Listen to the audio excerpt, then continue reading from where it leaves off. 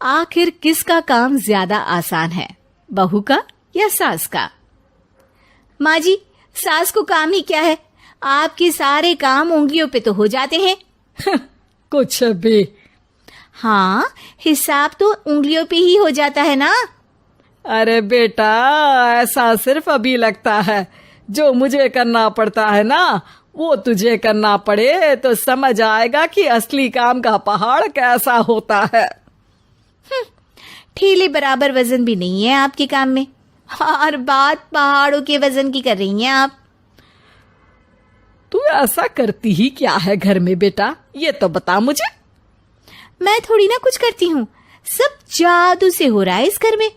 अरे एक दिन मेरा काम करोगी तो समझ आएगा। Okay okay, shut up. कल से मैं घर के काम करूंगी और तू मेरी जगह हर चीज का हिसाब रखना, ठीक है? ठीक है, ये भी कर लेते हैं। ये सास बहू की डील के बारे में रश्मि के पति अमन को नहीं पता था, और ना ही अमन के पिताजी सुरेश जी को। पर गेहूं के साथ साथ जैसे घुन भी पिस जाता है, ये दोनों भी पीसने वाले थे। सुबह अमन उठकर रेडी होता है ऑफिस जाने के लिए, तो पता है उसके कपड़े नहीं निकले हुए हैं। अरे रश्मि, तुमने मेरे कपड़े नहीं निकाले? अपनी माँ से पूछो ना, उन्हीं का काम है ये। अमन अपनी माँ के पास जाता है। अब मेरे कपड़े आज आप देने वाले हो क्या माँ? हाँ, देना तो मुझे ही चाहिए, पर तेरी बहू ने कपड़े धोने ही नहीं डाले, तो कोई भी धुला हुआ कपड़ा नहीं है बेटा। हैं? ऐसा क्यों? कपड़े तो धोने आप ही देते हो ना माँ? अरे बहू ने तुझे बताया नहीं, अब हम अदल बदल गए हैं। मैं अब बहू और तेरी बीवी सास। अमन परेशान हो गया। वो बिना इस्त्री के कपड़े पहनकर ऑफिस चला गया। सरस्वती जी अपने घुटने के दर्द के कारण झुककर घर साफ नहीं कर पा रही थी, और ना ही खाना बनाना याद रख पाई। उधर रश्मि पहले ही दिन घर की चाबी घुमा चुकी थी और 300 रुपए का हिसाब अलग नहीं मिल रहा था। पर दोनों का ही घमंड कैलाश पर्वत से भी बड़ा था, और दोनों ही खेमे एक दूसरे की बात मानने को बिल्कुल तैयार नहीं थे। शाम को जब सुरेश जी और अमन खाना खाने बैठते हैं, तो सरस्वती जी उनके सामने गाजर और पपीते लाकर रख देती हैं। अरे माँ, ये क्या है? ख्याली पुलाव के साथ सलाद। माँ जी खाना बनाना भूल गई लगता है।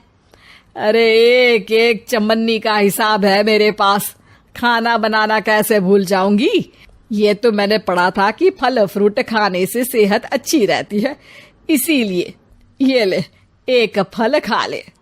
रात को सुरेश जी और अमन अपनी मीटिंग बिठाते हैं अकेले में।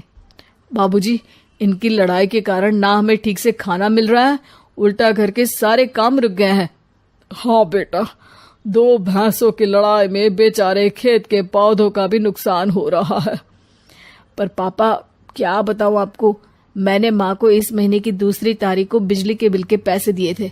आज बिल भरने के लिए मांगने गया तो पता चला कि रश्मि उन पैसों से गैस सिलेंडर ले आई। अच्छा, तो सिलेंडर के पैसों का क्या हुआ?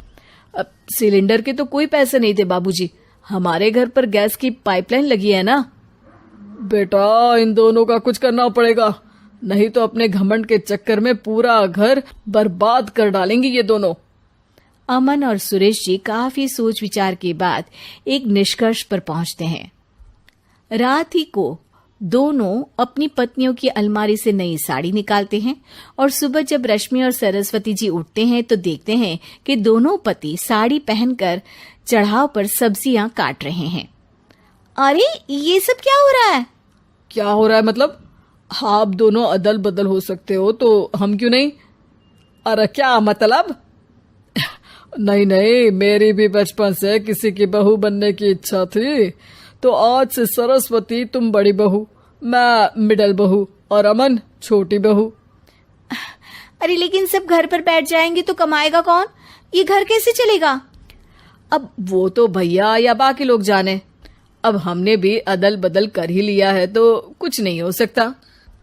रश्मि और सरस्वती जी को समझ में आ जाता है कि उन दोनों की आपस की डील की वजह से इन दोनों को बहुत तकलीफ हो रही है, और उनके ईगो ने दूसरों को कितनी यातनाएं दी है। अब असल में माँ जी आप सही थी, सास बनना बहुत मुश्किल है। अरे हाँ बेटा, और तू भी, मुझसे तो नहीं हो पाया सब घर के काम, वापस बदल ले क्या?